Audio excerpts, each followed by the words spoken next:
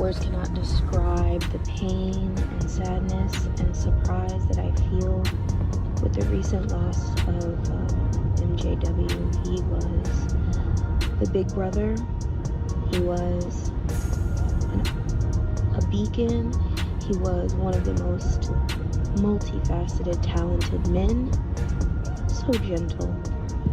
And my heart and soul and hugs and kisses go out to his daughter and his wife and his mother. He gave the best advice. He gave the best hugs, and his smile will always be a huge, bright, and white smile on my head forever. I love you, and I know you're watching over all of us now. Bye, Malcolm. All right, y'all, stop whatever you're doing for a second. Because what Pamela Warner, Malcolm Jamal Warner's mom, just said is something you need to hear. It gave me chills. No exaggeration. She didn't hint. She didn't leave it to speculation. She came right out and said what most people were too scared to mention. And once you hear it, it won't feel like just a sad accident anymore. It starts to sound like something much deeper. In case you forgot, Pamela isn't just Malcolm's mom. She was the backbone of his entire career. From the moment he became a household name as Theo Huxtable on The Cosby Show, she was behind him, managing, protecting, guiding. She knows this industry. And more importantly, she knows her son. So when Pamela Warner said that Malcolm's passing didn't feel right, she meant it. The beach where this shocking incident unfolded over the weekend, and you can see behind me right now there is a red flag up telling beachgoers to not go in the water, and of course those flags can change with conditions throughout the day, but there's a sign when we pulled up to the beach here that warns people about the risk of the current, about the risk of going in these waters. And of course we now know that for Malcolm Jamal Warner, going in these waters over the weekend proved to be deadly. A source close to the actor tells us that he was on vacation with his wife and his young daughter when a day at the beach went terribly wrong. She wasn't just speaking emotionally.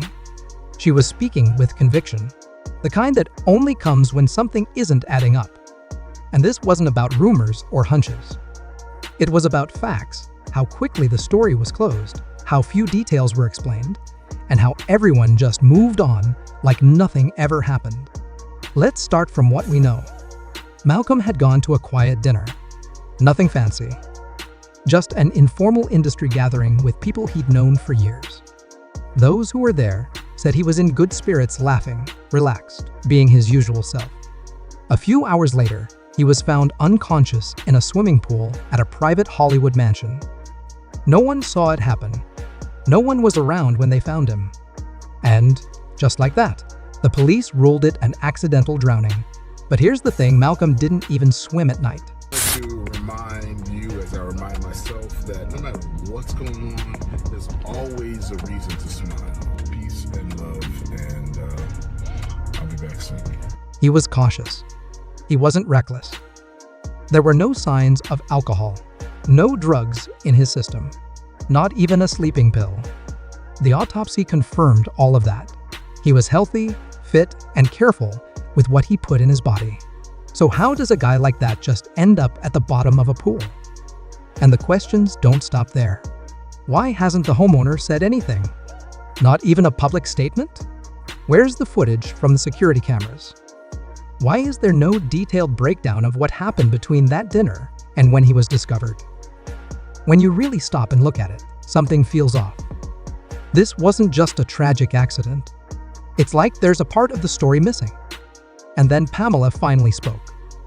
And let me tell you, it wasn't the usual "we asked for privacy during this difficult time" type of message. I was kind of going through a period that I was having a struggle with hopelessness. Oh, okay. And it was just really, the world is just in a dark place. Yeah. Her words were firm, focused, and filled with pain, but also with purpose. She said, clearly and without hesitation, my son wasn't depressed. He wasn't using anything. This wasn't just an accident.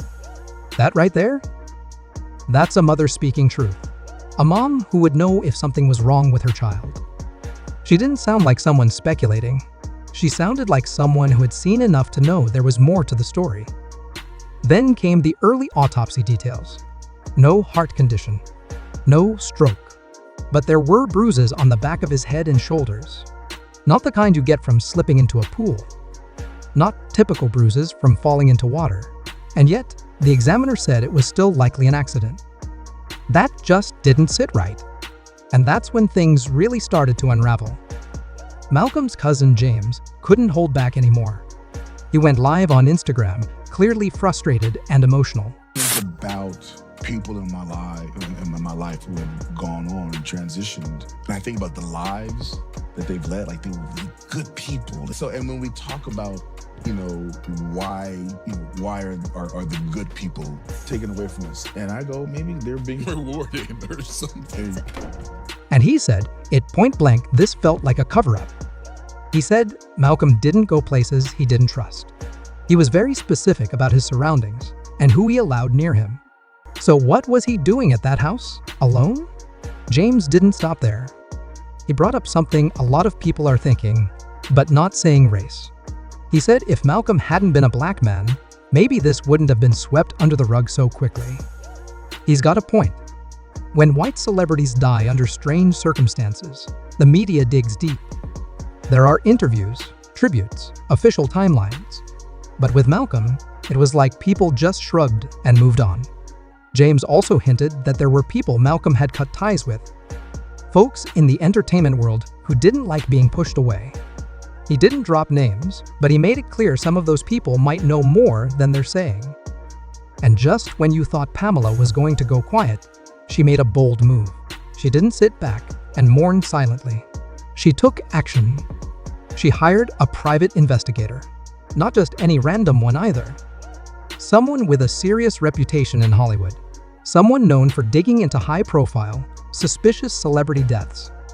This PI doesn't chase gossip. They chase evidence. And let's be honest, Pamela wouldn't hire a professional if she truly believed this was just a freak accident. She's doing it because deep down, she knows something is wrong. And she's not letting this go until she gets answers. That's the kind of mother she is. A fighter. A protector. As she started asking more questions, people around Malcolm began pulling away. Some stopped answering her calls. Others gave vague responses. Pamela said it was like they were afraid, but she didn't stop. She made it clear she wasn't going to bury her son without knowing the full truth. Now here's where things take an even more interesting turn. Just a few days before he passed, Malcolm had signed on to do a new show. But this wasn't just another acting role. This was personal. The show was about redemption, about second chances. And most of all, it was about revealing secrets inside the entertainment industry. Sources close to him say he was excited, more than he had been in years. He wasn't just acting. He was producing, writing, and collaborating with people who had real stories to tell. Former insiders, whistleblowers, people who had seen the darker side of fame. Malcolm wanted to create something powerful, something that would make people think. He even had plans for his mom. For her birthday that weekend, he had booked a full spa retreat, dinner reservations, travel, all of it paid in advance. He had an itinerary down to the hour. That's not the kind of thing someone does if they're feeling hopeless or ready to check out. That's someone with goals. Someone living with purpose. Then there's the weird stuff. The security cameras at that mansion? Yeah, they supposedly stopped working during the exact time Malcolm died. How convenient. And right before he passed, he sent a strange text to a friend. It said, "Not sure why I'm here. Something doesn't feel right." That's not a guy who's partying. That's someone who's confused and maybe even scared. And then there's the voicemail he left a few days earlier. It got leaked. He said, "If anything happens to me, just know I was working on something bigger than us all."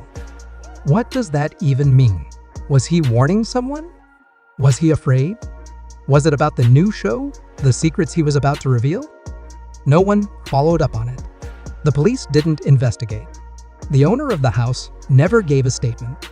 And the entertainment world? Silent. Now, let's talk about that silence. You'd think when someone like Malcolm Jamal Warner dies someone who helped define Black television Hollywood, would come out in full support. But it was too quiet. Tempest Bledsoe, who played Vanessa, got emotional during an interview. She seemed genuinely heartbroken. She said they were like family on set. That felt real. Raven Simmons said they had grown apart, but even as she spoke, there was something in her tone, something left unsaid. Lisa Bonet talked about how much pressure Malcolm carried. She said he was always expected to be perfect, the responsible one, but after that, nothing major. No strong tributes. Just simple, surface-level condolences from people who used to work with him.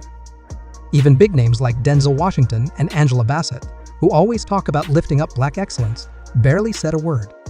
And that just doesn't make sense. Malcolm was still working, still respected. So why the cold distance? Maybe they know more than they're saying. Maybe they're scared. Because when you speak the truth in Hollywood, it can cost you. People talk behind closed doors. And when someone starts digging, others get nervous. And that's exactly why Pamela Warner isn't backing down. She refuses to let her son's name fade away under a story that doesn't feel honest. She's not creating drama. She's demanding truth. And honestly, if she doesn't stand up for him, who will? This isn't just a conspiracy theory. It's a grieving mother who knows her child and knows something's being hidden. And when she talks, you can hear it in her voice. This isn't over. So now I want to hear from you. Do you think this was really an accident? Or do you feel like Pamela has every right to keep asking questions? Leave your thoughts in the comments. Because honestly, if this story gave you a strange feeling in your gut, you're not alone. And we're just getting started. So hit that like button, subscribe, and stay tuned because the truth deserves more than silence.